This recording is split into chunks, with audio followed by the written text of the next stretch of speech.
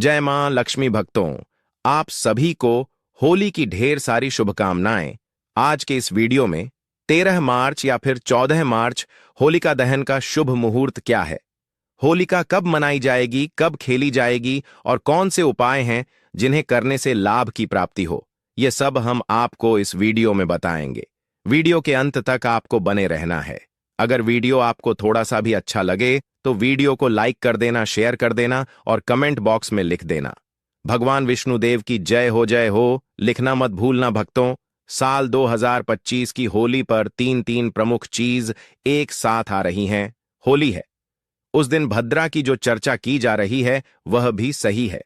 होली पर भद्रा लागू भी होती है, तो किस समय होली है, किस समय जलानी है, इस बारे में जानना आवश्यक है। तीसरा ग्रहण बताया जा रहा है। होली का दहन पूर्णिमा पर होता है, चंद्र ग्रहण भी है, उसका क्या प्रभाव रहेगा वह जानना बहुत आवश्यक है। इतना बड़ा फेस्टिवल है कि उसको कैसे मनाया जाए, कैसे पूजा की जाए और किस प्रकार से उसका दहन किया जाए, क्या सामग्री उसमें अर्पित कीजिए, ये सारी बातें जो है बहुत महत्वपूर्ण हो जाती हैं। सारी जानकारी महत्वपूर्ण है, इसीलिए तो आपको होली से संबंधित, ग्रहण से संबंधित या भाद्राजून होता है, इसका निष्कर्ष निकलता है, वह हम आपके यहां बताते हैं। तो इस प्रकार से हमारे यहां जानकारी होती है, वह सही सटीक जानकारी होती है। होली का जो दहन है वह होता है फाल्गुन मास की पूर्णिमा को। तो पहले यह जानना आवश्यक होता है कि फाल्गुन मास की पूर्णिमा किस दिन है और उसी दिन होली का दहन किस समय किया जाएगा। होली जो है वह 2 दिन का त्योहार होती है। एक दिन होलिका जलाई जाती है, होलिका दहन होता है। ये सभी लोग दिन में होलिका की पूजा करते हैं और पूजन करने के बाद रात्रि को शुभ मुहूर्त में भद्रा रहित समय में होलिका का न किया जाता है। भद्रा रहित समय अर्थात जिस समय में भद्रा नहीं होनी चाहिए, क्योंकि होली और रक्षाबंधन दोनों पर ही भद्रा का बहुत अधिक प्रभाव होता है। उनके लिए भद्रा हमेशा लागू रहती है, सदा लघु रहती है। इसीलिए आपको भद्रा समय देखकर ही आपको होलिका का दहन करना चाहिए। अगले दिन रंगों वाली होली, जिसे धूलंडी कहा जाता है, चरा कहा जाता है, अलग अलग नाम से भारतवर्ष के भिन्न भिन्न प्रति में जाना जाता है। उसे दिन रंग गुलाल आदि लगा के होली मनाई जाती है। इस प्रकार से 2 दिन का त्योहार है। आप कई बार होलिका दहन के बाद आने वाले गुरुवार को भी करते हैं और कई बार आप सोमवार को भी करते हैं। तो एक विस्तृत जानकारी है जिसके बारे में हम 4 रूप से आपको बताएंगे अगले वीडियो में। अभी हम केवल केंद्रित रहते हैं होलिका दहन पर। होली पर होलिका दहन की विशेष रूप से आपको तैयारी करनी चाहिए। सबसे पहले तो अगर हम भारतीय परंपरा की बात करें तो होली वाले दिन आपको बड़कुल की आवश्यकता होती है बट कल कहते हैं, कुछ लोग गोलियां कहते हैं, बगुला कहते हैं, अलग अलग नाम है। अलग अलग शहर में अलग अलग नाम से जाने जाते हैं। जो कि गोबर के जो बनाए जाते हैं, अलग अलग आकृतियां होती हैं, उसमें कतर चांद और हाथी कतर, इस प्रकार से एक गोल बनाया जाता है। यह सब अलग अलग आकृतियां जो है वह बनाई जाती हैं। गोबर से उनको एक माला में पिरो लिया जाता है और उनको जहां होली का आपके इलाके में पूजन किया जाता है ना, वहां पर अर्पित कर दिया जाता है। पूजन की विधि भी आपको आगे हम बताएंगे। आरंभ कर दीजिए जिनके यहां पर बनती है। आज गांव देहात की बात करें या कुछ शहरों में भी जहां गोबर मिलता है लोगों को, तो वह लोग बनाते हैं। तो आप बड़ को अभी बनाना आरंभ कर सकते हैं। अलग अलग आकृतियां हैं। इससे संबंधित यदि शास्त्रीय जानकारी आप जानना चाहते हैं तो कमेंट बॉक्स में लिखिए। हम अवश्य ही इस वीडियो बनाएंगे, क्योंकि लोगों को आवश्यकता होती नहीं है, इसलिए अभी तक हमने इसकी वीडियो नहीं बनाया है कि बड़कुल कब से बनाने हैं, कैसे बनाने हैं, क्या क्या बनाना है। आप चाहते हैं जानना तो आवश्यकता होती है। आजकल जो शहरों में रहते हैं उनके लिए हम बता दें कि मिल जाते हैं। आप किसी भी प्लेटफॉर्म से इनको मंगवा सकते हैं। किसी भी प्लेटफॉर्म का यहां पर वर्णन करना उचित नहीं रहेगा। हम यहां पर डिस्क्रिप्शन में या नीचे लिंक डाल देंगे, तो आप उसको देख लीजिएगा। वहां से आपको अवश्य ही वह मिल जाएंगे। उसी दिन आपको सुबह सूर्योदय से पहले उठकर स्नान आदि करने के बाद होलिका का जो पूजन करना है, पूजन के समय से पहले सामग्री एकत्र कर लीजिएगा। सामग्री में क्या चाहिए, आपको पहले तो बड़कुल रखिएगा, उसकी माला बना लीजिएगा। थोड़ी सी हल्दी रखिएगा, थोड़ा सा कुमकुम रखिएगा, एक लोटे में जल लीजिएगा, थोड़े कच्चे मूंग भी रख लीजिएगा, थोड़े से बताशे रख लीजिएगा, कुछ लोग इसमें हल्दी प्रयोग करते हैं तिलक के लिए, कुछ लोग इसमें कुमकुम रोली प्रयोग करते हैं। दोनों ही उचित है। आपके यहाँ पर जो भी प्रयोग में होता है वह आप ले लीजिएगा। इस प्रकार से ये सारी सामग्री आप एकत्र कर लीजिए।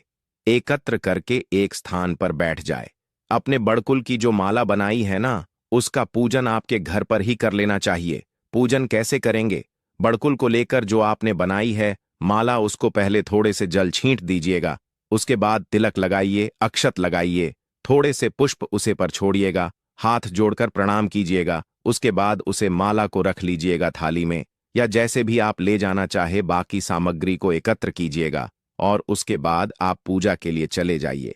इस समय पूजा करनी है, शुभ मुहूर्त आगे हम बताएंगे। अभी भद्रा के अनुसार क्या समय रहेगा।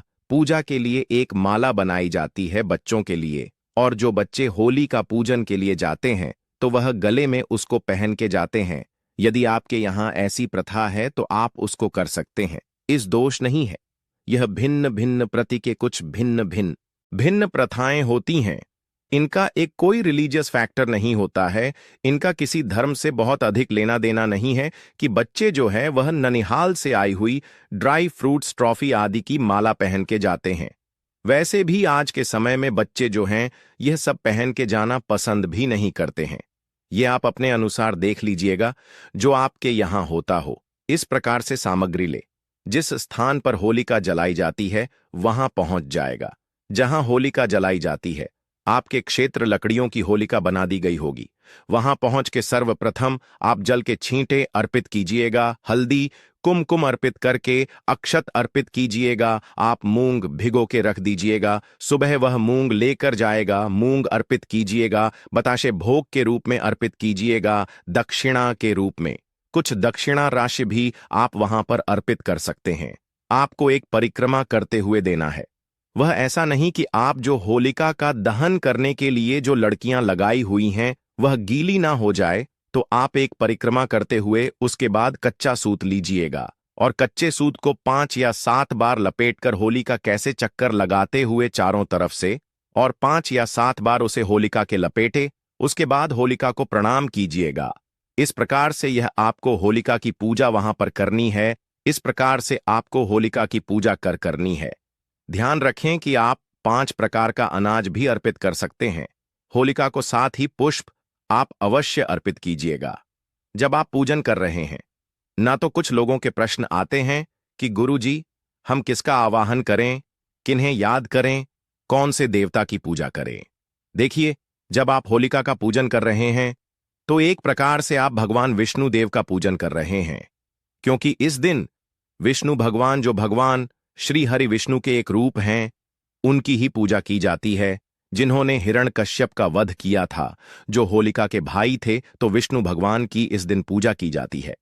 भगवान को प्रेम पूर्वक आप चंदन अर्पित करें, होली अर्पित करें, 5 प्रकार के अनाज अर्पित करें और अंत में सूत से 5 या 7 चक्कर लगाकर उसको लपेट दें, बांध दें और गुलाल अर्पित करें। यह पूरी विधि रहेगी। होलिका के पूजन की होलिका का पूजन करने के बाद जब आप घर पर आएंगे तो आप पहले ही एक दीपक बनाकर लेकर जाएं। दीपक कौन सा? 4 मुंह वाला दीपक बनाएं। 4 मुंह वाला आटे का दीपक वह बनाकर लेकर जाए। अगर ना संभव हो तो मिट्टी का दीपक भी ले सकते हैं। उसे दीपक में तेल भर लीजिएगा और तेल का दिया आपको अपने मुख्य द्वार, जब आप वापस आ रहे हैं तो घर में प्रवेश करने से पहले तेल का दिया आपको मुख्य द्वार पर जलाना है, प्रणाम करना है। उसे पर थोड़े पुष्प अर्पित कीजिएगा और उसके बाद ही आप अंदर प्रवेश कीजिए। भगवान नरसिंह के बाद अपने घर में प्रवेश करना है। अब बात आती है कि आपने किस समय होली का दहन करना है और भद्रा का क्या फैक्टर रहेगा इसकी, और क्या सावधानियां आपको इस दिन बरतनी चाहिए। होली का जो दहन है ना, वह भद्रा रहित काल में होना चाहिए। जिस समय पर भद्रा ना हो, इस दिन जो भद्रा है ना, वह रात्रि को 11 बजे 20 मिनट पर समाप्त होने व होली वाले दिन भद्रा रात्रि को 11:26 पर समाप्त होगी।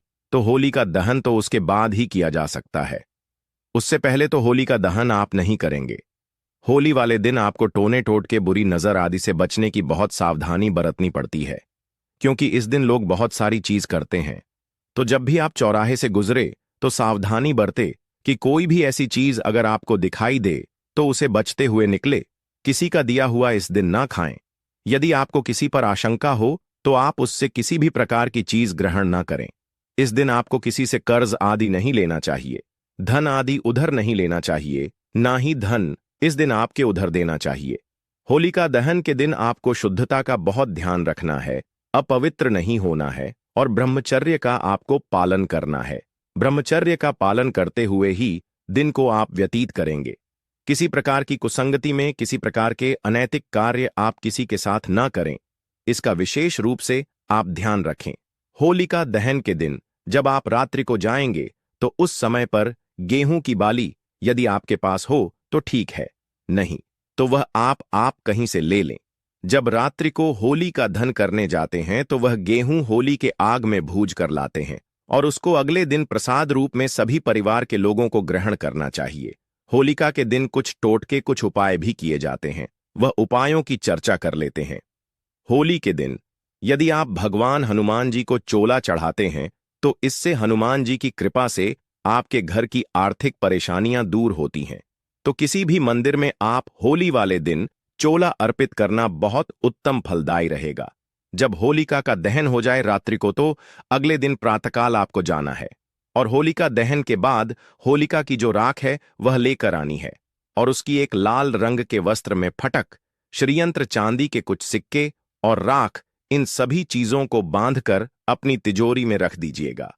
फिर बताते हैं, होलिका दहन की राख लेना है, लेकिन यह सुबह सवेरे अर्थात ब्रह्म मुहूर्त के तुरंत बाद ले आनी चाहिए। ऐसा नहीं कि सुबह का सूरज निकल आया फिर आप जा रहे नहीं, अंधेरे में इसको लेकर आना है, ले आएगा।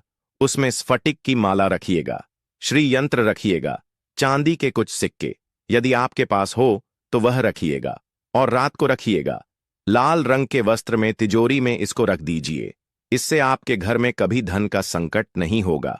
एक और उपाय बताते हैं कि होलिका दहन के दिन होलिका प्रज्वलित होने के बाद 11 उपलों की एक माला लीजिएगा। उपले छोटे भी हो सकते हैं। 11 उपलों की माला लीजिएगा, पान लीजिएगा, पान सुपारी लीजिएगा और नारियल लीजिएगा। इनको एक साथ होलिका को अर्पित करना है, अपनी मनोकामना ना बोलते हुए कि आपका जो भी संकट है वह इसके साथ ही खत्म हो जाएंगे। जैसे ही यह सामग्री जल के रख होगी आपकी संकट समाप्त हो जाएंगे। प्रयास कीजिए, इन सामग्री को इकट्ठा करके पहले अपने ऊपर 7 बार फेर लीजिएगा। क्या है? 11 उपलों की माला, छोटे छोटे उपलों की माला ले लीजिएगा। 5 सुपारी नारियल इनको एकत्र कर लीजिएगा और 7 बार फेरना है अपने ऊपर से और यह आपको होलिका में अर्पित कर देना है दहन के साथ। देखिए कि आपका जो संकट है जीवन के उसके साथ ही जल के राख हो जाएंगे और आपके जीवन में एक नई सुबह होगी। यह उपाय आप अवश्य करके देखिएगा, आपको लाभ होगा। एक बड़ा उपाय और बताते हैं कि होलिका दहन वाले दिन आप क्या करें। एक सूखा नारियल लीजिएगा, थोड़े काले तिल लीजिएगा, लौंग लेना और थोड़ी सी पीली सरसों है लेना, सर से वार देना, सर के ऊपर से ऐसे 7 बार, वरना और इन चीजों को आप अग्नि में डाल देना जब होलिका दहन चल रहा हो। तो इससे भी आपके जीवन की यदि किसी प्रकार का किया होगा टोना टोटका होगा, किसी प्रकार की नजर होगी या कोई भी नेगेटिव एनर्जी जो आपके ऊपर प्रभाव डाल रही होगी, वह सारे संकट दूर हो जाएंगे। मानसिक परेशानी अगर आपके जीवन में है तो वह भी इसके साथ ही राख हो जाएगी। यह उपाय भी आप होलिका दहन वाले दिन कर सकते हैं। बहुत ही महत्वपूर्ण उपाय हैं, इनको करके देखिएगा, आपको लाभ प्राप्त होगा। अब बात करते हैं कि भद्रा का क्या प्रभाव है होलिका पर और होलिका दहन किस दिन किया जाएगा, कब किया जाएगा, ग्रहण है या नहीं है। तो ग्रहण जो बताया जा रहा है उसका क्या प्रभाव और समय रहेगा कि होली का जो दहन है ना वह मनाया जा रहा है 13 फरवरी को। कारण क्या है कि इस दिन पूर्णिमा तिथि तो देर से आएगी, 1035 पर पूर्णिमा तिथि आ रही है इस दिन, जो कि सूर्य के मुख से तो बिल्कुल भी नहीं है, परंतु होलिका दहन जो है ना वह रात्रि को होता है और रात्रि को पूर्णिमा का होना आवश्यक होता है।